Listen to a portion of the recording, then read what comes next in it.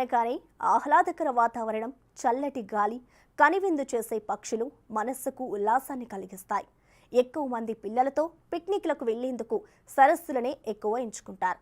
అయితే ఇప్పుడు మనం చెప్పుకోబోయే ఈ సరస్సు చూడముచ్చటగా ఉంటుంది. ఇందులోని నీళ్లు స్వచ్ఛంగా తలతలలాడుతూ ఉంటాయి. కానీ ఈ సరస్సు పేరు వింటేనే జనాలు భయపడతారు. గుండె ధైర్యం ఉన్న కొద్ది మంది అటువైపు వెళ్ళినా కూడా కనీసం కాలికి నీటి చుక్కను కూడా అంటనివ్వరు. ఎందుకు ఏంటో ఇప్పుడు చూద్దామా?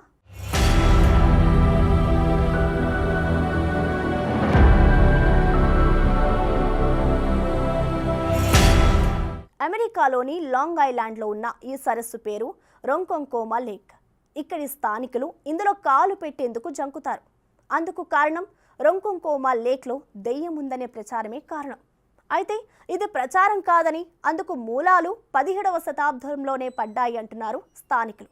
వారి చెప్పిన వివరాల ప్రకారం ఇక్కడే పుట్టిన సెటాకేట్ తెగకు చెందిన టుస్కావాంటా అనే యువరాణి ఈ ప్రాంతంలో కట్టలు కొట్టుకునేందుకు వచ్చే తెల్లజాతి యువకుడితో ప్రేమలో పడిందట. అయితే ఆమె ప్రేమను తండ్రి అంగీకరించకపోవడంతో ఈ సరస్సులో దూకి ప్రాణాలు తీసుకుందట. అప్పటి నుంచి ఆమె ఆత్మ సరస్సులోనే ఉందని, సరస్సు దగ్గరకు వచ్చే యువకులను ఆ యువరాణి ఆత్మ బలికుంటుందని లాంగ్ ఐలాండ్ ప్రజలు చెప్పుకుంటారు.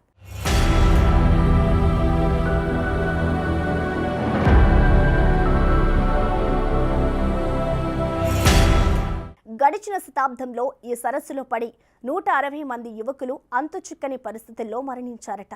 ఏడాదికి ఒక యువకుడైనా ఈ సరస్సు మింగుతుందని అంటున్నారు స్థానికులు. ఈ సరస్సు తీరంలో లైఫ్ గార్డుగా పనిచేసిన డేవిడ్ ఇగ్నెరీ తన 30 ఏళ్ల సర్వీస్లో 30 మంది చనిపోయారని చెబుతున్నాడు.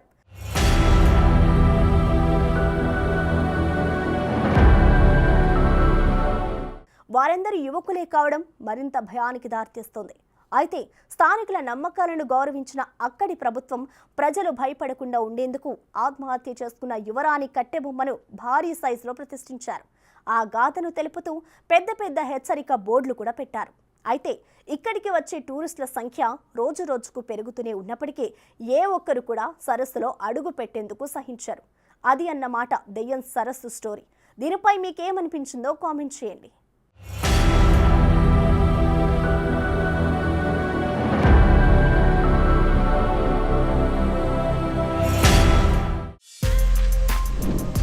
For more videos like this, subscribe Big TV channel.